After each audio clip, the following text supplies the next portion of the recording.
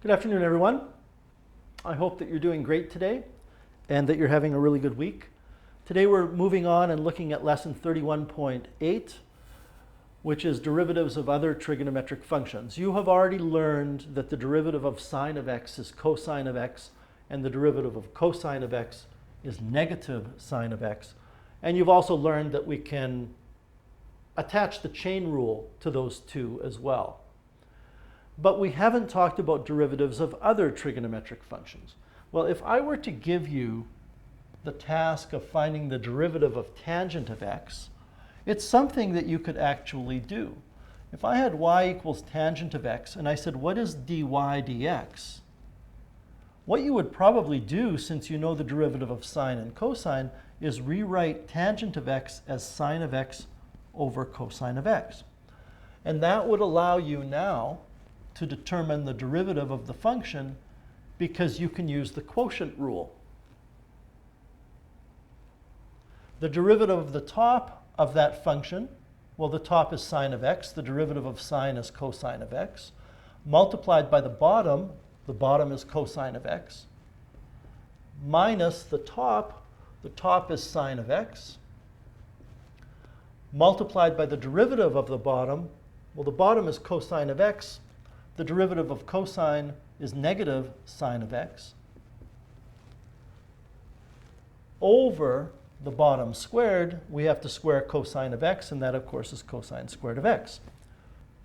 So we can simplify this expression, that's the derivative. dy dx equals cosine times cosine is cosine squared of x, minus sine of x times negative sine of x gives us plus sine squared of x. This is over cosine squared of x. And you should know, should be recognizable to you, that cosine squared of x plus sine squared of x is equal to 1. That's a Pythagorean identity. And that means that this derivative is equal to 1 over cosine squared of x. So what we have learned is that if you have tangent of x and you want to differentiate it with respect to x, it's going to be equal to 1 over cos squared, but that is secant squared of x. We've determined that the derivative of tangent is equal to secant squared. And because now we have that in our repertoire of knowledge, there's no need to do this every time.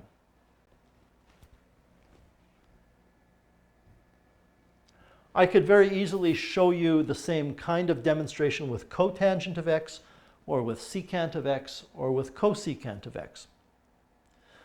But what you're going to get for those is given to you in this table.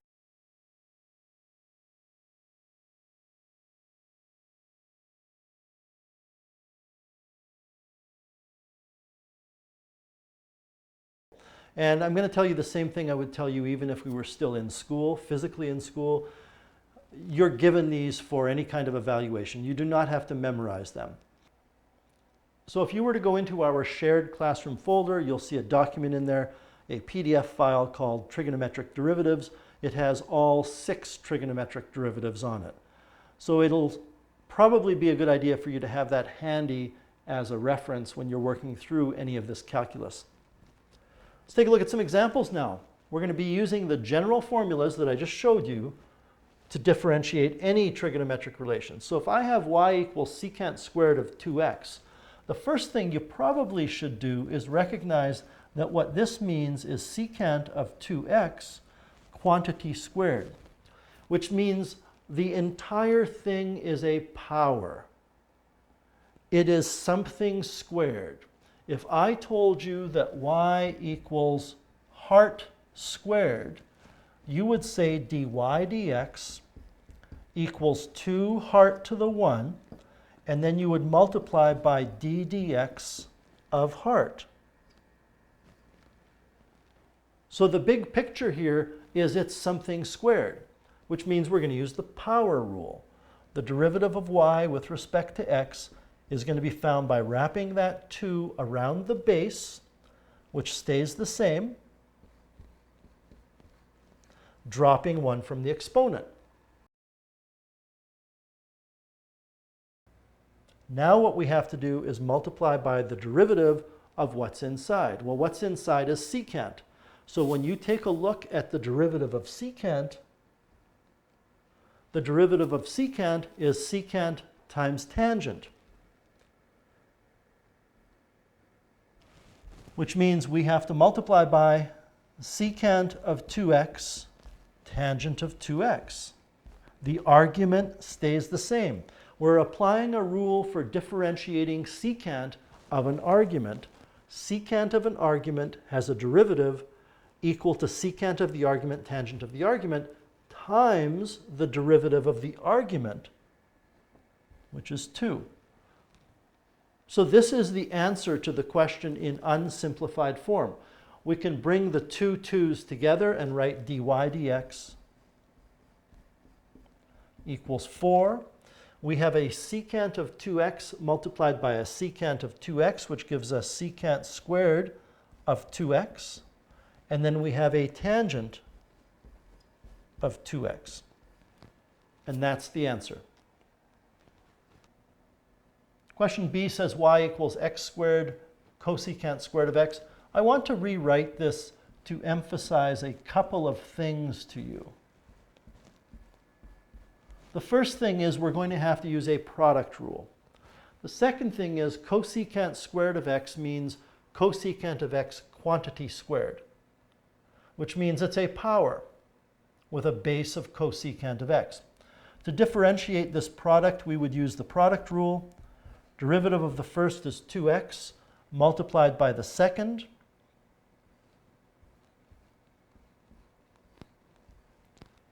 Plus the first, which is x squared. Now we have to multiply by the derivative of the second, which means I'm going to take that 2 and wrap it around the base, which remains the same. Drop 1 from the exponent, and then multiply by the derivative of what I wrapped that exponent around. In other words, we're multiplying by the derivative of the argument, and the argument is cosecant of x. When you take a look at your formulas for the derivative of cosecant, the derivative of cosecant is negative cosecant of x cotangent of x. And really, everybody, we're essentially done. What we would like to do here is a bit of factoring, as always. I see that I can factor a 2 out of each term. I see I can factor an x out of each term. And I can also factor out a cosecant squared of x out of each term. Which means out of the first term, I'm factoring everything out. And that tells me I'm left with 1 minus, out of the second, the 2 is gone. Both of the cosecant of x's are gone. One of the x's in the x squared is gone. So I'm left with an x, and I'm also left with cotangent of x. This is the derivative. This is our answer. Question C gives you y equals cotan squared of sine of x. Be very careful here. What this means is that. It means that you're squaring cotangent of sine of x, and cotangent of sine of x means you're taking the cotangent of sine of x. What is in brackets here, the cotangent of sine of x, is not cotangent of x multiplied by sine of x. It's cotangent of sine of x. When you take a look at the bigger picture here, the bigger picture is this is a power. It is a power of 2. So I'm going to wrap that power around the base, which stays the same. Drop 1 from the exponent, and then multiply by the derivative of the argument, which is the base in this case. Well, the argument is the cotangent of the sine of x. And when you take a look at your formula, the derivative of cotangent with respect to x is negative cosecant squared of the argument multiplied by the derivative of the argument. So we're going to use that to differentiate cotangent of sine of x. The derivative of cotangent of an argument is negative cosecant squared of the same argument. I need to point out to you that when you go from cotangent of u and you differentiate it, you write cosecant squared of u. The argument is the same. So if I had cotangent of sine of x, I'm going to get negative cosecant squared of sine of x. We're not done though, because the derivative of cotangent of sine of x is negative cosecant of sine of x times the derivative of sine of x, du dx. So now I need to multiply that by, and we don't really need this bracket here, but I like to close that bracket before I go on, multiplied by the derivative of sine, which is cosine of x. And this is pretty confusing. What do we even do to simplify it? Well, I'm going to put the negative out in front with the 2. I'm also going to put the cosine of x out in front. And then I have cotangent of sine of x. And I have cosecant squared of sine of x.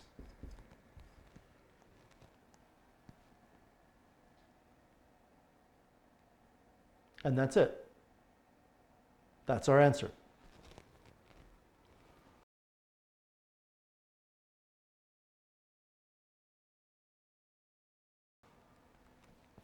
What if we have implicit differentiation?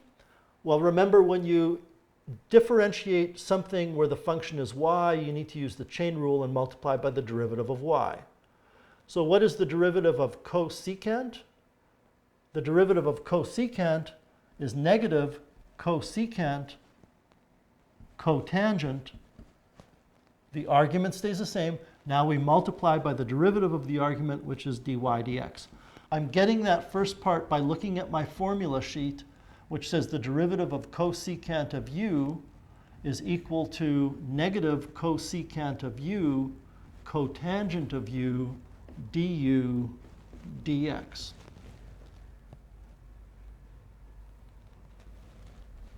Now we have that this is equal to sine of x plus y.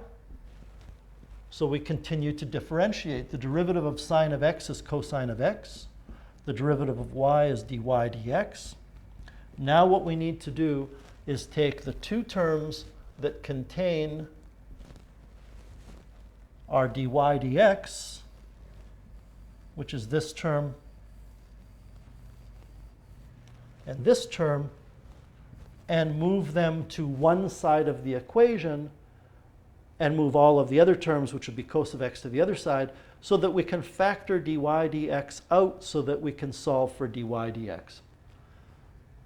I don't think it really matters which side we move things to here. I would probably move the cos x to the left and get negative cosine of x equals dy dx plus cosecant y cotangent y dy dx. If you move things to the other side, then you would have two negatives, but you could factor the negative out later and deal with it. Speaking of factoring, I'm going to factor the dy dx out and have left 1 plus cosecant y cotangent y. This is equal to negative cosine of x. So we pretty much have our answer. The dy dx is now equal to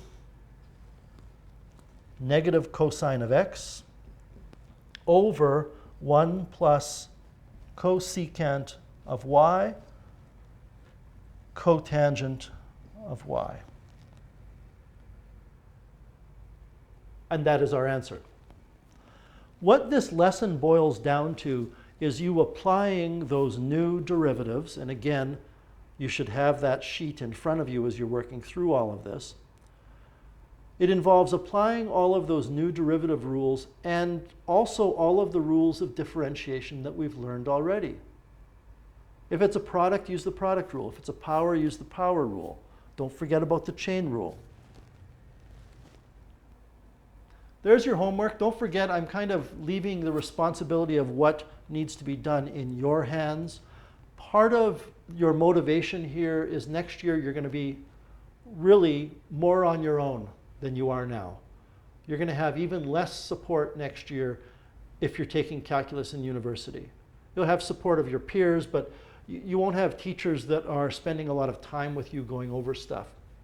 So the more prepared you are for next year, the better. Keep that in mind as you work through some of these. You want to be honest with yourself and get practice.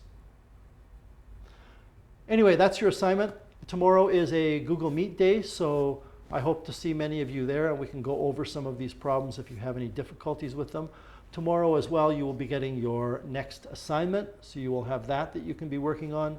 Generally speaking, your weekly assignments from now on will be coming every Thursday and due the following Tuesday, and they won't be as long as the first two assignments. So rather than having 2 problems to work on, you're going to have 1 every week. I hope that you have a wonderful rest of the day. Good luck with this stuff, and we will talk to you soon.